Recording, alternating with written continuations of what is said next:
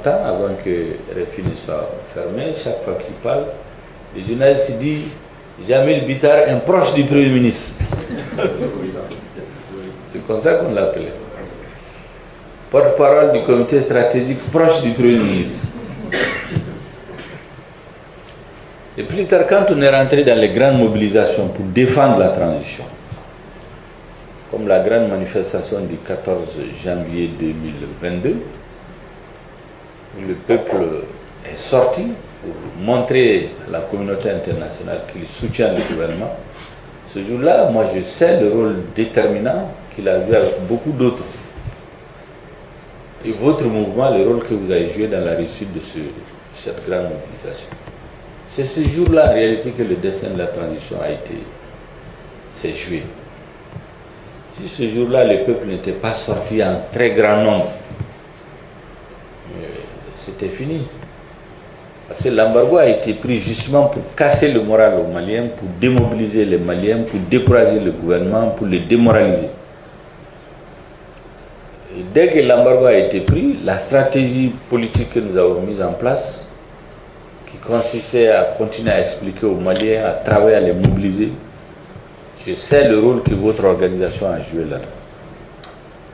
Même si par modestie, il n'aime pas sortir pour dire que c'est lui qui a fait ci, c'est lui qui a fait ça, mais il fait partie. Et donc votre mouvement fait partie des principaux acteurs de la réussite de toutes les grandes mobilisations qui ont légitimé, qui ont renforcé la légitimité du gouvernement de transition, qui ont renforcé la légitimité du gouvernement, la légitimité du président de la transition.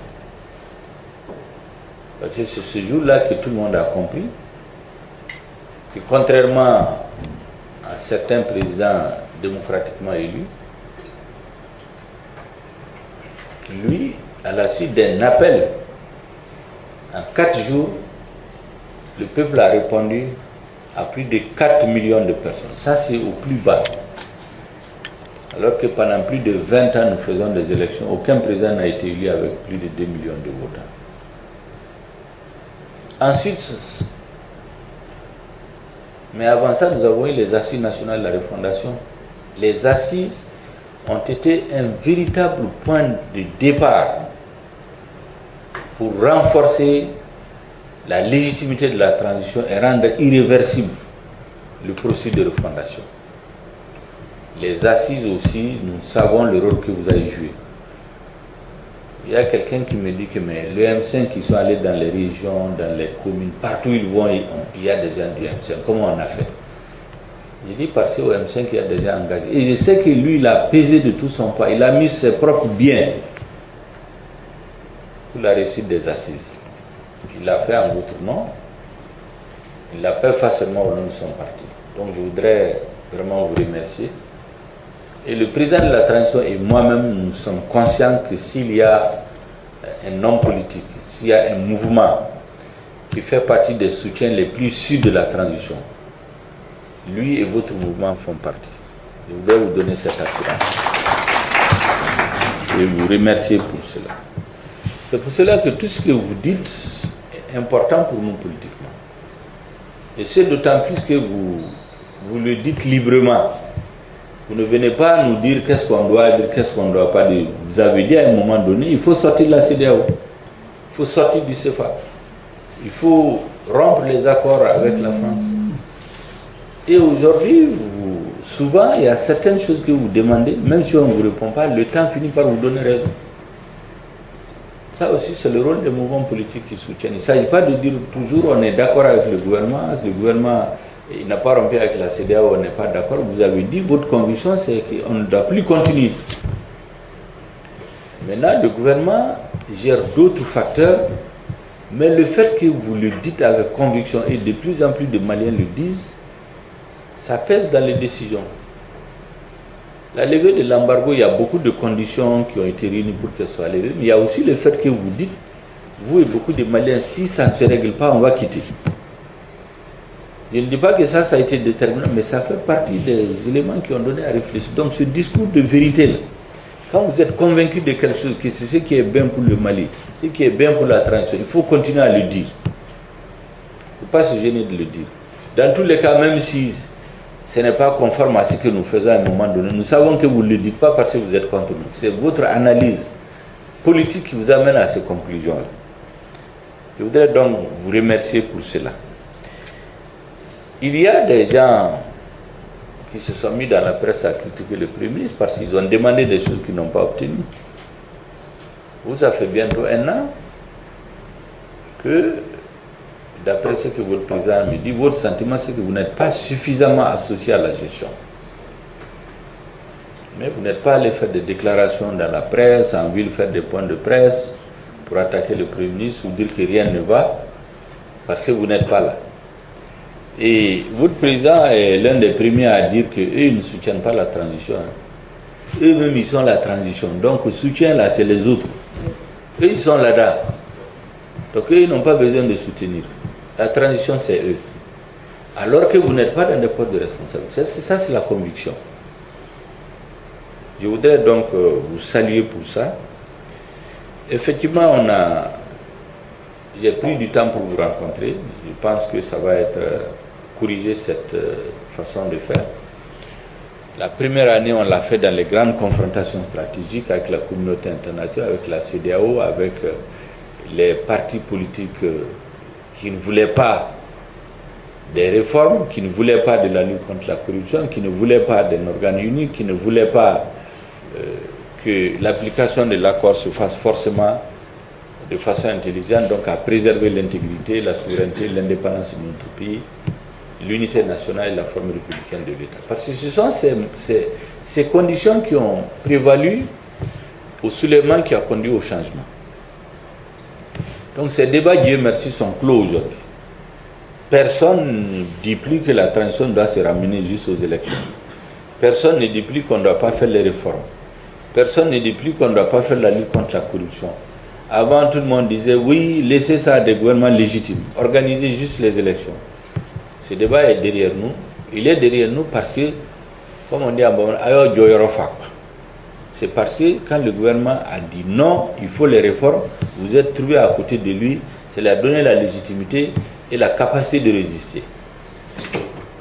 Je voudrais donc vous saluer de façon spécifique. Et le président de la transition nous a dit récemment, à l'issue d'un conseil des ministres, il dit désormais, tout ministre qui rencontre les Maliens, les partis politiques, les associations, les syndicats, les chambres consulaires, les chefs de village, les chefs de quartier, les notables, les chefs religieux, il faut les remercier tous au nom du gouvernement et à son nom propre. Parce que si le Mali a pu tenir, c'est grâce à la mobilisation générale des Maliens.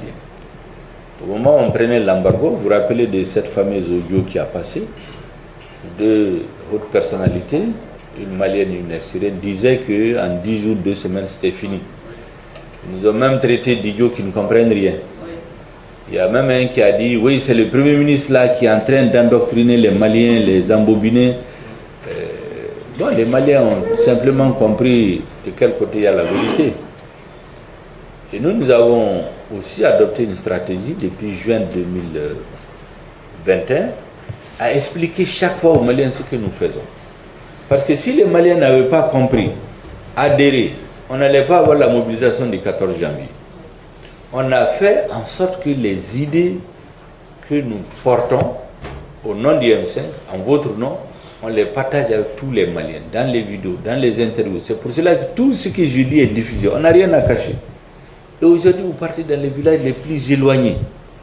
Tout le monde a une analyse géopolitique, géostratégique de la situation au Mali. Ça, c'est inédit. Il y a un certain nombre d'actes forts qui ont été posés depuis le 30 décembre. Disons depuis le 28 décembre, avec le déclenchement de la grande offensive de l'armée. À la date d'aujourd'hui, ça fait 6 à 7 mois. Comptez seulement les grands actes, les grandes décisions politiques, stratégiques qui ont été posées. Personne n'imaginait que c'était faisable dans un pays africain, il y a 1 an. Et aujourd'hui, je le dis souvent, je le crois, le destin de l'Afrique se joue dans une certaine mesure en République du Mali. Si le Mali réussit, beaucoup vont s'inspirer. Et c'est pourquoi il y en a qui vont se battre avec l'énergie du désespoir pour que l'exemple malien ne prospère pas. Tout va être tenté pour que ça soit un échec. Mais ils ne réussiront pas parce qu'il y a le peuple et Dieu derrière cette transition. C'est ce qui me fait dire que nous n'avons peur en tant que dirigeants que du peuple et de Dieu. Et je sais qu'aujourd'hui, ils sont avec cette transition. Et c'est ce qui me fait dire aussi souvent que tous ceux qui vont chercher à déstabiliser cette transition, Dieu ne va pas les aider. Souvent même je dis qu'Allah Boumalo. Et je suis convaincu de ça. Non, il n'y a pas là. Sarakaba, Bebla, Kilikili. Allez, les gens qui sont venus de l'extérieur là. Vous savez en plein midi, venir avec des papiers, hein, et puis attendre 48 heures pour donner des explications, alors que ce jour-là, pendant toute la journée, nous avons demandé à tous les responsables qui parlent maintenant, ils disent qu'ils n'étaient pas au courant. Quand on a pris nos responsabilités, on a commencé à sortir des papiers, nous donner des explications. Personne ne va nous troubler. C'est Dieu qui est avec cette transition. Et nous allons faire les vérifications nécessaires et on tirera les conclusions.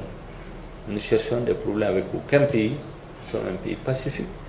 Nous voulons une bonne entente avec tous les pays du monde et particulièrement avec nos voisins. Mais nous voulons qu'on nous respecte. Ça, c'est une exigence fondamentale. Et quand le président a parlé avant-hier avec le secrétaire général de l'ONU, il a terminé par dire que notre souveraineté n'est pas négociable. On doit nous respecter. Celui qui comprend ça, on peut travailler avec lui sans aucun problème. On n'est contre personne. Si on a cette assurance pour parler comme ça, c'est vrai, il y a les convictions du président et du Premier ministre, mais il y a le fait qu'on sent qu'on a le soutien de notre peuple. Et ce soutien, ceux qui ont travaillé à le mettre en valeur, à le montrer au monde entier, en se mobilisant, en parlant, en donnant des interviews, en s'exposant souvent même à des insultes, c'est votre mouvement, c'est votre président qui fait partie. Je voudrais donc vous remercier beaucoup pour cela et de toute la reconnaissance des autorités et de nous-mêmes. Maintenant, vous savez, j'ai eu quelques difficultés qu'il est bon que vous compreniez. Vous savez, on se retrouve avec des partenaires avec qui on ne se connaît pas beaucoup. La première fois de la transition est le résultat d'un malentendu entre nous, ce que j'appelle les frères jumeaux, les M5 et la frange patriotique des forces armées de sécurité. J'ai agi au nom de toute l'armée. 9 mois après, on s'est ressaisis. On s'est retrouvés ensemble. Et depuis que j'ai été nommé Premier ministre, je me suis imposé une certaine conduite. D'abord, j'ai été dans le gouvernement quelques fois, j'ai vu comment on a fait souffrir les ministres. Souvent, on bloquait leurs dossiers, on bloquait leurs nominations. Je me suis juré que je ne bloquerai aucune initiative de quelque ministre que ce soit tant qu'elle est bonne. Je ne me suis pas mêlé non plus, malgré que la loi dit que le Premier ministre est le chef de l'administration. Je ne suis pas mêlé des nominations des ministres. Vous ne pas donner l'impression, d'autres l'ont fait, que le Premier ministre est venu pour tisser sa toile, placer ses hommes partout. Il y a des premiers ministres qui n'ont fait que ça, en se préparant à ayant un autre agenda. Moi, je n'ai pas un agenda sauf l'agenda de la réussite de la transition. Si la transition réussit, chacun va suivre son destin. Tous ceux qui sont dans les calculs, les petits calculs, là, ils perdent leur temps. Donc cela a fait qu'effectivement, les militants engagés du M5, notamment vous avez pu avoir le sentiment effectivement qu'on vous a laissé de côté. Ce qui peut être réparé va être réparé, Inch'Allah. C'est bon que vous compreniez. Votre président, par exemple, c'est un homme d'affaires. Vous savez qu'il est victime d'injustice depuis des années. Bon, certains auraient pensé que dès que le gouvernement change, toutes ces injustices vont être réparées. Mais jusqu'à présent, beaucoup d'injustices le concernant n'ont pas été réparées totalement. Si c'est quelqu'un d'autre, il aurait pu dire, bon, c'est pas la peine. J'ai aidé ces gens à arriver au pouvoir. On en a fait là maintenant, ils s'occupent d'autres choses, ils ont d'autres amis. Mais il ne l'a pas fait. Et nous apprécions beaucoup cette façon de tenir sur la durée. Moi, j'ai toujours dit à mes amis politiques, quand tu sais que tu as la vérité avec toi, le temps est toujours ton allié le plus sûr. Le temps est l'allié le plus sûr de celui qui a la vérité avec lui. Et je crois que votre temps va venir, s'il n'est déjà venu. Aujourd'hui, vous savez, on se trouve dans une situation, la transition d'un avion qui décolle. Avant qu'il n'atteigne la vitesse de croisière, il y a beaucoup de secousses. Il y a beaucoup de risques. C'est cette période qu'on a traversée de 7 juin 2021 jusqu'au 3 juillet 2022. Il y a des gens qui ont parié sur la chute du gouvernement de transition, sur le blocage de la transition, sur le renversement du régime, sur le fait que les terroristes allaient avoir le dessus. On a résisté. Donc ce sont ces périodes. Maintenant on est arrivé, comme je disais, l'avion, une fois on atteint la vitesse de croisière. Pourquoi? Parce qu'il y a des débats qui sont derrière nous aujourd'hui. On ne perd plus de temps aujourd'hui dans les débats, doit-on oui ou non faire les réformes? Terminé. On ne fait plus de débats aujourd'hui, doit-on continuer dans la lutte contre la corruption?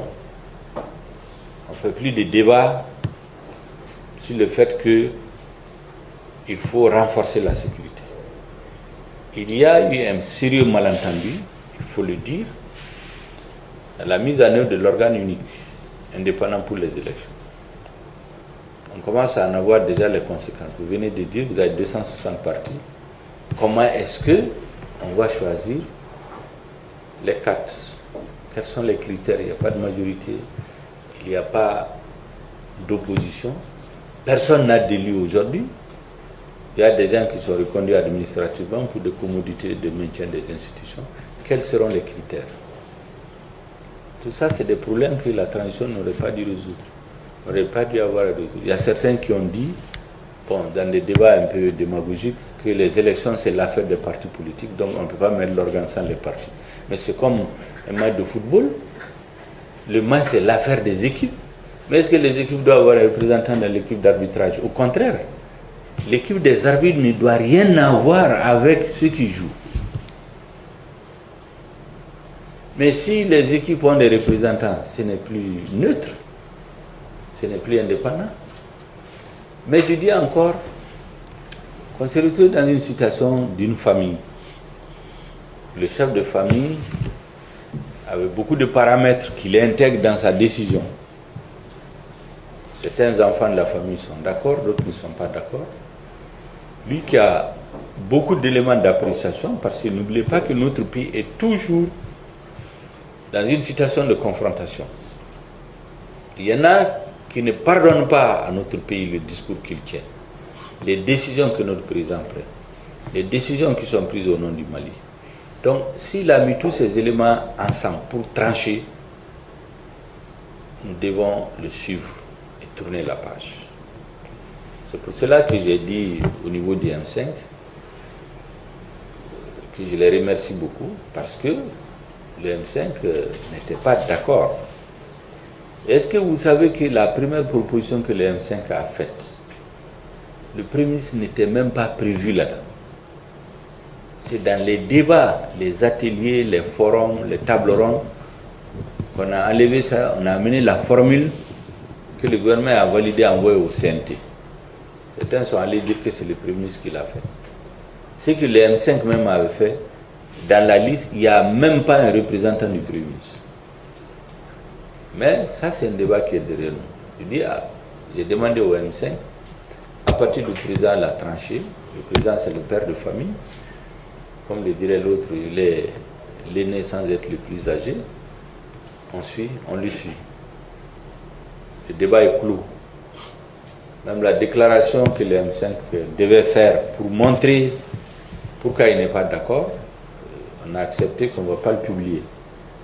Je vais le remettre au président en un autre moment pour qu'il comprenne quelles étaient nos préoccupations. Mais pour le reste, la page est tournée, on va le suivre. Maintenant, les difficultés qui sont créées par ces nominations, bon, Je ne sais pas, on va chercher les solutions. Je n'imagine même pas comment on va le trouver d'ailleurs. Et vous avez vu que quand ce texte a été pris, ceux qui ont applaudi, c'est généralement ceux qui avaient juré d'empêcher et l'organe et les réformes et la lutte contre la corruption. Bon, ils ont applaudi, ils ont dit que c'est très bien. Il y a un même qui a dit qu'on a perdu 2 ans pour rien parce qu'on est retourné à un organe qui n'est ni indépendant, ni unique, ni neutre. Mais ça, c'est un débat qui est dépassé aujourd'hui. Je me pose les mêmes interrogations.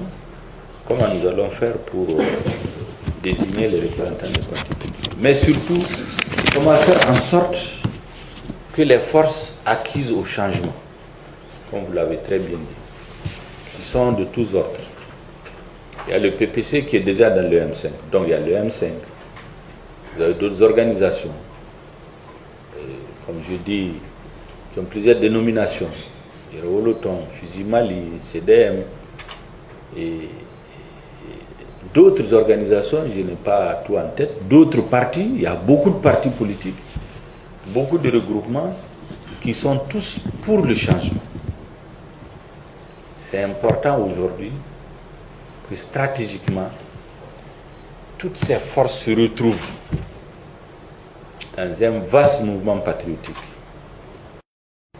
un vaste rassemblement patriotique, un vaste front patriotique, dans lequel il y aura tout le monde. Il y a des organisations qui n'étaient pas dans les manifestations du M5 avant 2020, mais qui soutiennent la transition. Elles font partie aujourd'hui des forces du changement. Il y en a qui étaient même contre le M5, mais qui ont compris, qui soutiennent la transition, font partie des forces du changement. Donc il faut que toutes ces forces aient une claire conscience que la seule façon de rendre le processus de refondation du Mali irréversible, la seule façon de le rendre irréversible, c'est de faire en sorte qu'il n'y ait aucune sorte d'équivoque sur les résultats des élections. Que personne n'ait le courage, à cause du score que les forces du changement vont avoir, de même penser contester les élections. Parce que si ce n'est pas le cas, l'organe qui est là peut être contesté à tout moment. Parce que ceux qui sont contre la transition, pourquoi ils étaient contents? Parce que d'abord pour eux c'est une défaite du Premier ministre et donc certains sont même allés sur les antennes pour dire qu'il doit démissionner. C'était ça le calcul aussi. Pour mettre le président dans une situation, on crée un différend entre lui et son Premier ministre, comme s'il pense que nous on n'a pas une capacité de discernement. L'autre chose c'est que si cet organe passe, les résultats publiés par cet organe, il peut s'organiser pour les contester en disant qu'il n'est pas indépendant. C'est la même situation qu'en 2020. Mais pour que cela n'arrive pas, il faut que les forces du changement se donnent la main pour rendre le processus irréversible. De la même façon dont les Maliens, les 4 millions de Maliens qui sont sortis le 14 janvier, si chacun de ces personnes mobilisées sort, amène un ou deux électeurs, on va avoir un score tel qu'il ne viendra à personne l'idée même de contester les élections. C'est la seule façon de gagner de la plus belle manière et de faire en sorte que le processus de refondation soit irréversible. Et le faire démocratiquement, dans le cadre de l'agenda adopté et annoncé par le président de la transition, accepté par la communauté internationale. Pour le reste, je pense qu'il y a une question d'organisation chez nous. Nous devons repenser notre façon de fonctionner. Le fonctionnement du M5, les relations entre les mouvements, partis, associations qui soutiennent la transition et le Premier ministre. Il faut donner un nouveau cadre de fonctionnement à ces relations. Il y en a qui parlent de Premier ministre neutre, ça n'existe pas en politique, ça c'est une fable. On ne peut pas être neutre, il y a ceux qui veulent que la refondation soit, il y a ceux qui ne sont pas d'accord, même s'ils n'ont pas le courage de le dire. C'est comme pendant l'embargo. Il y en a qui n'avaient pas le courage de critiquer le gouvernement pendant l'embargo, mais dès que l'embargo a été levé, ils ont fait un communiqué pour dire que c'est le gouvernement qui est responsable de l'embargo. Alors que tout le monde sait que l'embargo est illégal, illégitime et inhumain. Ce n'est prévu par aucun texte de la CEDEAO, c'est interdit par les textes de la Banque centrale, c'est interdit par les textes de l'ONU. Mais il y en a qui ont dit que bon, c'est le gouvernement qui est responsable. Et donc cette mobilisation forte du 14 janvier, c'est la même tendance qui doit être maintenue jusqu'aux élections, pour que les différentes élections qui viennent, les municipales, les législatives, les présidentielles, soient gagnées par les forces du changement. C'est en ce moment que nous aurions, les forces du changement auront fait aboutir leur combat et que le processus de refondation soit irréversible. Je voudrais saluer de façon particulière les femmes du PPC qui ont été extrêmement patientes. La qualité de la femme africaine, celui qui a patience, elle aura tout de toute façon, tôt ou tard. N'est-ce pas? Comme on dit, ce que femme veut, Dieu veut, mais elles savent attendre, elles savent le moment où il faut poser les problèmes de manière que personne ne puisse dire non. Je crois que c'est ce moment qu'elles sont en train de chercher. Elles ne sont pas loin de ce moment. Donc vraiment beaucoup de courage. J'apprécie votre patience, votre lucidité et votre sens de la responsabilité. Parce qu'en réalité, on passait une phase où c'était extrêmement difficile de faire face à toutes les difficultés. C'est pourquoi je vous parlais d'avion qui va... On est dans la zone de type là. Maintenant, on atteint la vitesse de croisière. Vous avez un prix de vitesse de croisière, les gens ont l'impression que tout est calme. On desserre les ceintures, on donne à manger, les gens vont se promener un peu. Et c'est en ce moment qu'il peut y avoir des dangers. On peut rencontrer des puissants vents contraires qui vont faire vibrer l'avion, bien des trous d'air, qui peuvent même provoquer des impairs auxquels on ne s'attend pas. Donc nous devons maintenant redoubler de vigilance. Ce qui est arrivé le 10 là, c'est un exemple pour vous dire que dès que l'embargo est élevé, on va faire face à d'autres défis. Et des défis plus dangereux, d'autant plus qu'on ne voit pas venir. Avant, on voyait ceux qui étaient contre les réformes, ceux qui étaient contre la refondation, ceux qui étaient contre les actes. Mais maintenant, on ne voit pas venir. Et c'est maintenant qu'il faut redoubler de vigilance. C'est maintenant qu'il faut montrer toute la capacité d'anticipation, la capacité de bien gouverner. Parce que comme on dit, gouverner, c'est prévoir.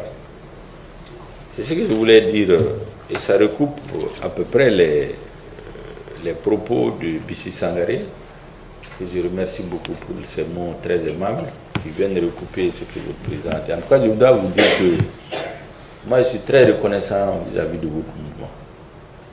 Vous avez fait beaucoup, beaucoup plus que vous n'étiez pas obligé, vous étiez obligé de le faire.